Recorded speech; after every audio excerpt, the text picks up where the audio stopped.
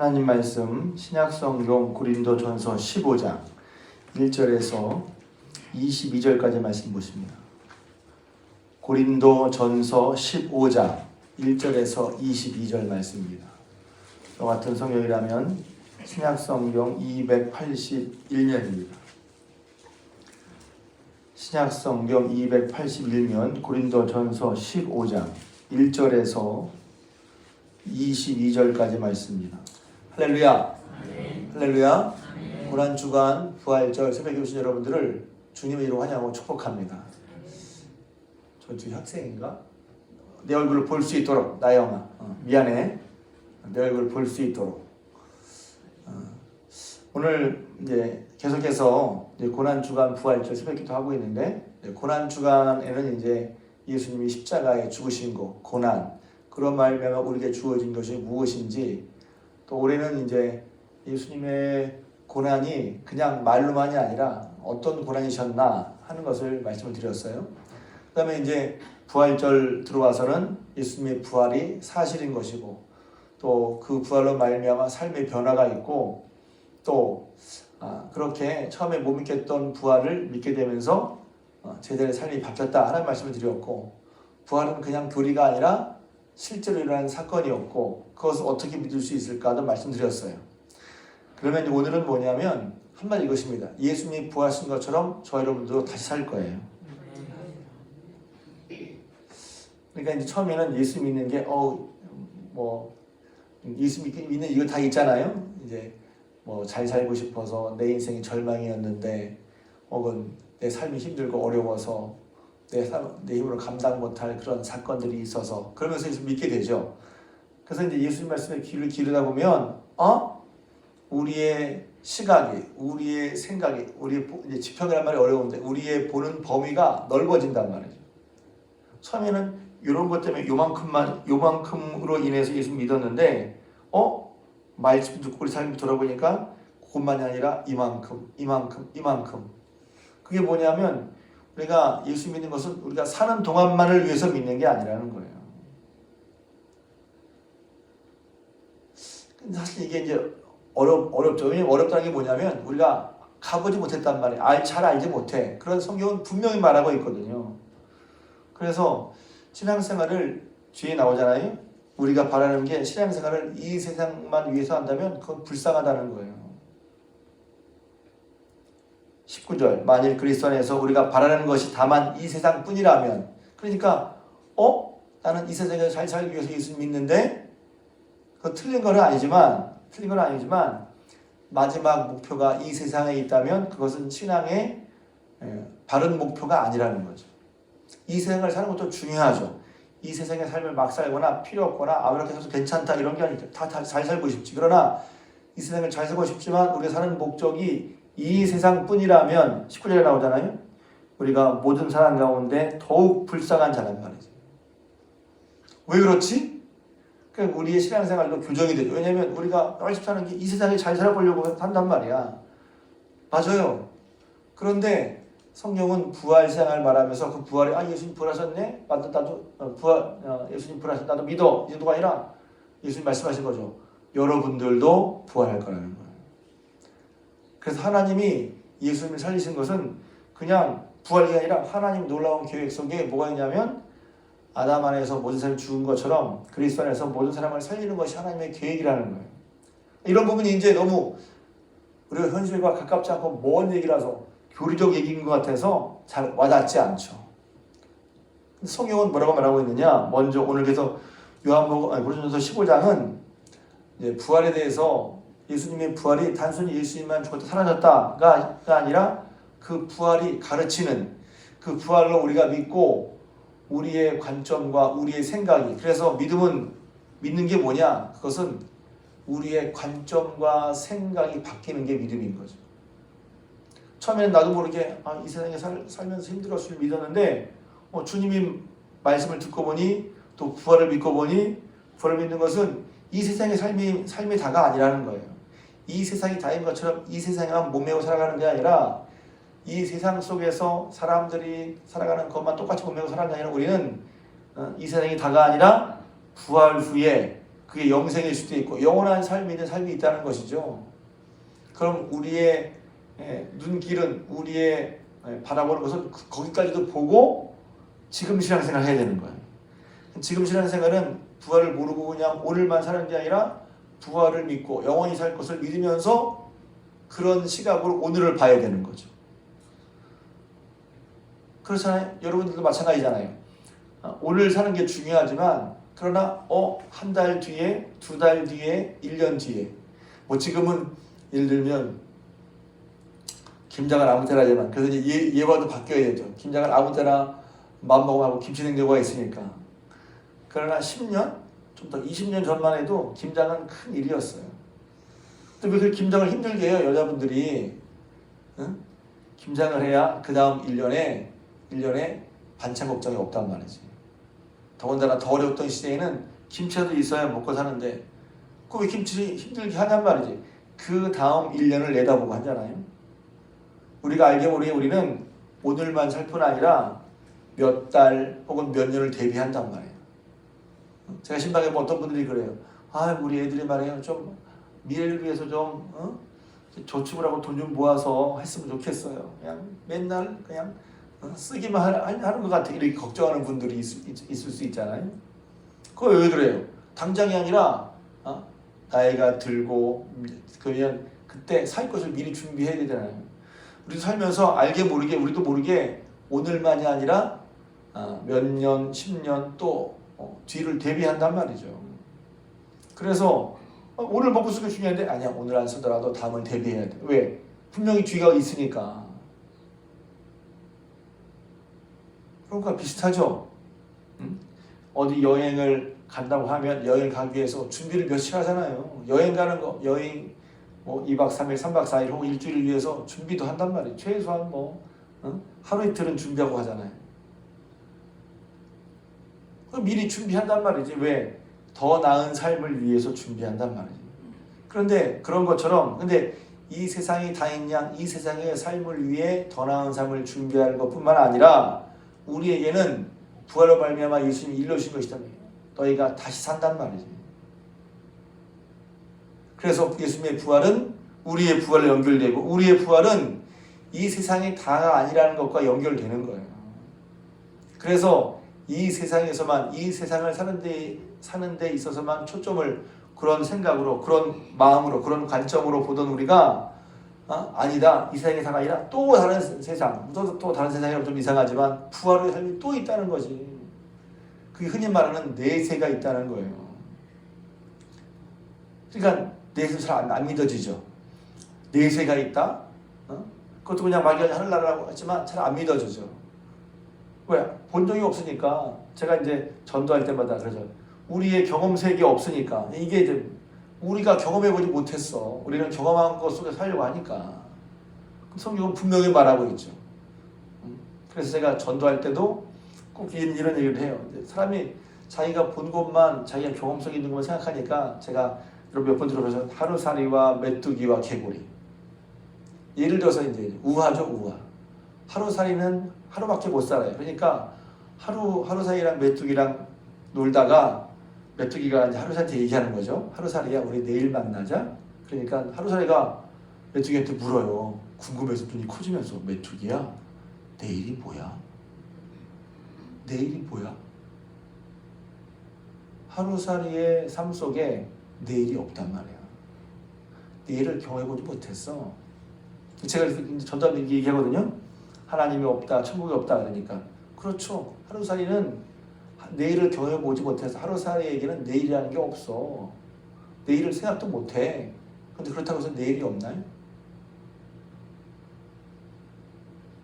내일이 있어. 하루살이에게는 없을 뿐이지.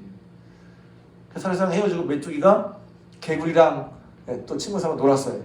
개구리가 이제 실제 놀다가 얘기를 하는 거죠. 메뚜기야, 우리 내년에 만나자. 그러니까 메뚜기가 갑자기 눈을 껌뻑껌뻑 하면서 개구리야, 내년이 뭐야? 메뚜기는 한철이잖아요. 메뚜기는 한철. 그러니까 메뚜기는 한철만 사는 거야. 겨울을 넘어 그 다음에 봄이 되는 내년을 경험해 본 적이 없어요.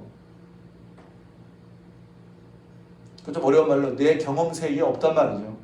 내 경험 세계 없다고 내년이 없습니까?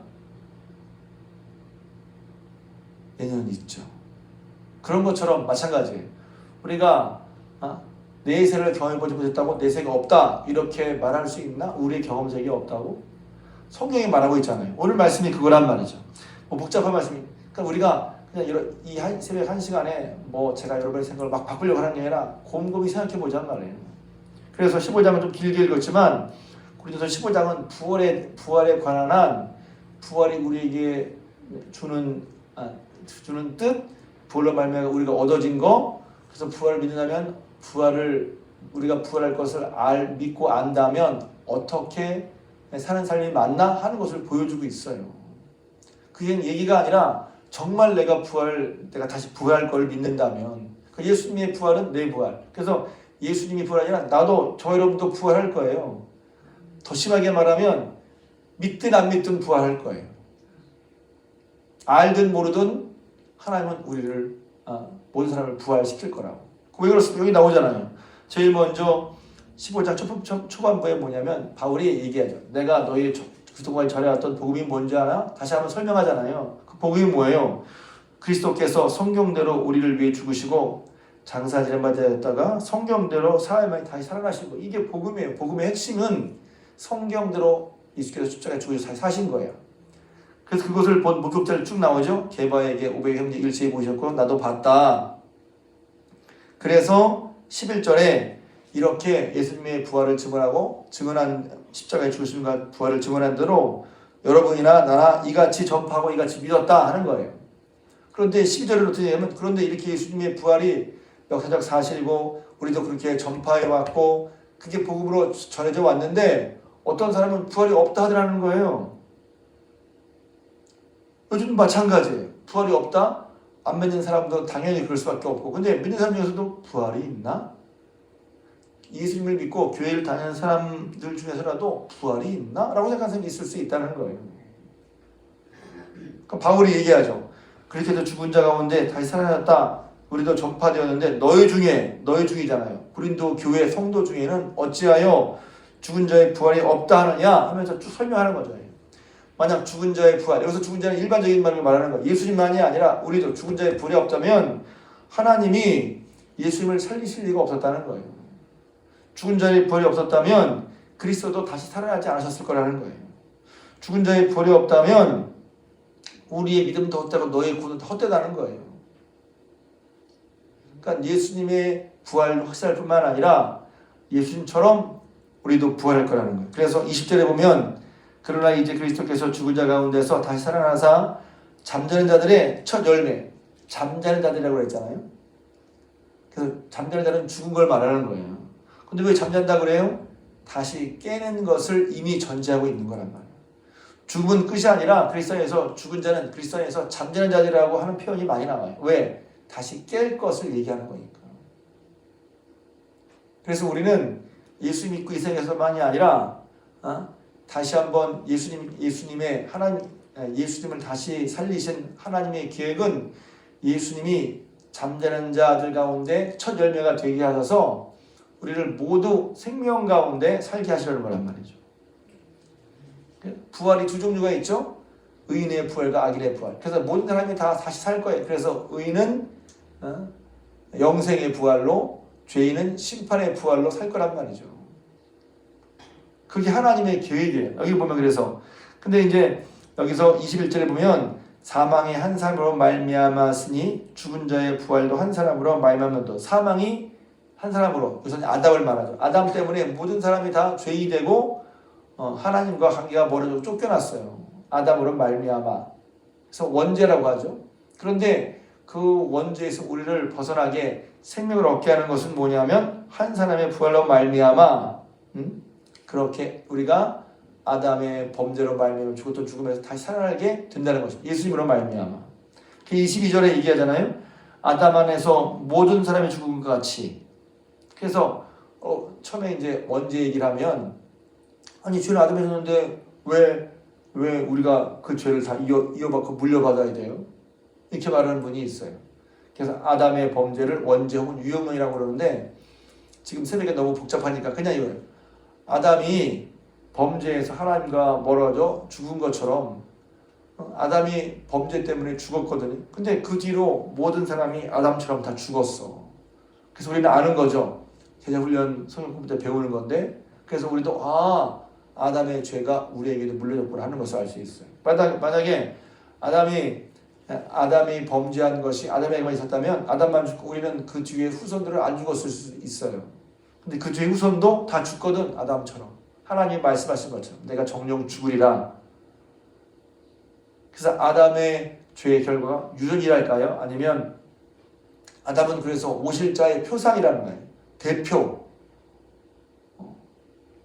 근데 그렇게 아담에서 모두가 죽은 것처럼 우리는 예수 그리스도 안에서 모든 사람의 삶을 얻으리라 그랬어요. 할렐루야. 그러니까 우리가 예수님 구원받는다? 그것도 맞아요. 근데 예수님 안에서 우리가 영생 얻는 그 말씀도 맞고, 예수님 말미암아 예수님이 다시 하나님이 예수님을 다시 살리신 것처럼 우리도 예수 그리스도 안에서 삶을 얻을 거예요. 아니 이미 얻었고, 구원이라는 말 하나님이 하셔서 이미 생명 얻었고 뿐만 아니라 우리가 죽은 데 여기서 잠자는 자가 되었을 때, 우리가 시간에서 잠자는 자가 되었다가 예수 오실 때 다 모두 다시 살 거란 말이지. 그러니까 여기서 오늘 설명은 길지만 한마디로 말하면 예수님이 부활하신 것처럼 다시 사신 것처럼 저 여러분 다시 살 거란 말이에요. 다시 사서 뭘 하지? 그 성경에 저게 나와요. 그러니까 우리는 예수님이 다시 죽는 게 끝이 아니라, 그러니까 죽는 게 끝이 아니니 죽는 것 때문에 세상의 모든 걸 다 메고 살아갈 게 아니라 우리가 이 세상에서 삶이 마치면 다시 하나님께서 예수님을 살리실 것처럼 우리도 살리실 것이니 나도 부활할 것을 믿는 부활의 삶으로 사는 게 필요하다는 것이죠. 그럼 이제 그런 삶이 그 뒤에 쭉 얘기가 나온단 말이에요. 그래서 우리는 그런 의미 때문에 세상 사람들과 다르게 살아야 하고 다르게 살 수밖에 없어요. 이 세상 사람들은 하나님 사람들 이 세상이 다야. 그래서 그 뒤에 잠깐 얘기를 보면 이 세상에 달하면 어떻게 삽니까? 오늘 내일 어쩌면 죽을 건데 오늘 뭐 먹고 마시고 즐기자. 왜? 없으니까 마음껏 죄짓고 어차피 한평생이잖아. 한 번이잖아. 그러니까 네 마음대로 살아. 그래서 그게 사는데 이제 32절에 나오잖아요. 죽은 자가 다시 살아나지 못한다면 내일 죽을 터니 먹고 마시자. 내일이 없는 사람은 그냥 막 살아요. 부활의 소망이 있는 사람마다 오늘, 불의 소망이 앞날에 부활의 소망이 있는 사람마다 오늘 여기서 사는 게 달라진단 말이에요. 그게 부활을 믿는 거예요. 정말 부활을 믿어? 아까 김장 얘기도 하고 미래 분명히 그게 앞에 다가올 거란 말이에요. 그러니까 오늘 여기서부터 준비하잖아요. 부활의 삶이 예수님이 부활하신 것처럼 저와 여러분도 부활할 거예요. 그럼 부활의 삶이 있으면 그 부활의 삶을 염두에 두고 마음에 두고 오늘을 살아가는 거예요. 그게 부활 신앙을 사는 것이죠. 사는 모습이 어떤 게 있어요? 바울이 그랬잖아요. 19절에 만약 이 땅에서의 삶만 바라고 우리가 산다면 예수님의 삶이 가장 불쌍한 사람이라는 거예요. 예수님을 따르기 위해서 십자가를 지고 참고 인내하고 견디고 유혹을 물리치고 죄악을 물리치고 사는 것이 다 헛되다는 거죠. 가장 불쌍해. 그러게. 한편으로 보면 그렇잖아요. 또 여기 보면 30절에 언제나 위험을 무릅쓰리요. 예수님을 믿고 살아가려고 위험도 무릅썼단 말이야. 또 바울은 고백하죠. 내가 너희 자랑하니 난 날마다 죽어.